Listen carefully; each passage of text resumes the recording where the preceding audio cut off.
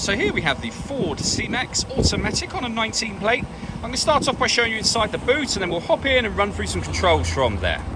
As you can see, we have reversing sensors, plenty of boot space as well, along with those 3 individually folding rear seats should you wish to increase this space even further. Okay, now that we're inside the car, we're going to start with the dials. On the left-hand side, we have the rev counter, and on the right-hand side, we have the speedometer. In the middle at the bottom, we have the fuel gauge and coolant temperature gauges, and above that, we have the trip computer area, which includes the total miles for the car. They are 5,341. Above that, we have a digital readout for the speedometer. You can change that for various bits of individual trip computer information, and if we keep going around in a circle, you get back to these 4 bits of info that you can have displayed simultaneously, and then back to the digital readout for the speedometer. Directly below that, it will show you what gear this car is currently in. As it's an automatic, we're in park at the moment.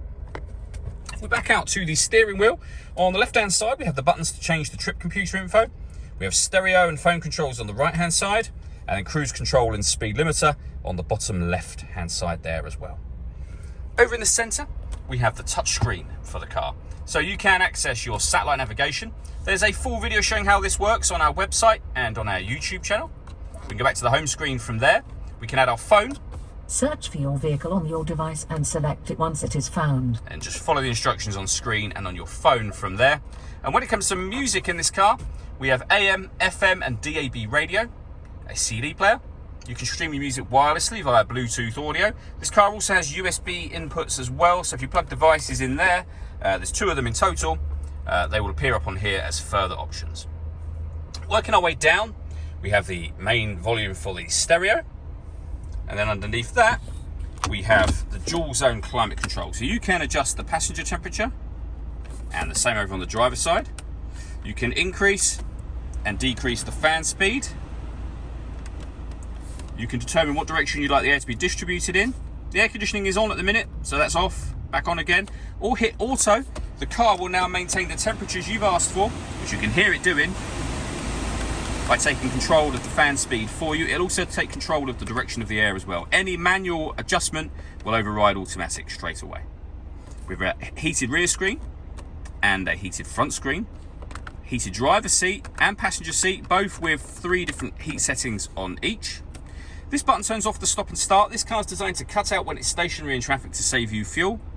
Our system is now off. This one turns the parking sensors off and on again. And this one will turn on the autonomous parking. This car is able to parallel park and perpendicular park itself. We've done a video, in fact, a couple of videos showing this working. Again, you can find on our website and on our YouTube channel.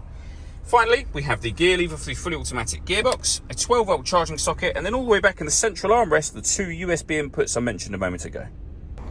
The last thing I wanted to mention is the panoramic glass roof on this car. So there's a sun blind.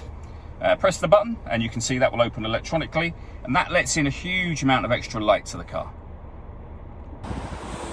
All that leaves me to say is thank you for taking the time to watch this video. If you'd like to come and see the car in person and have a test drive, please feel free to call any of our MJA sites. We'd love to hear from you soon.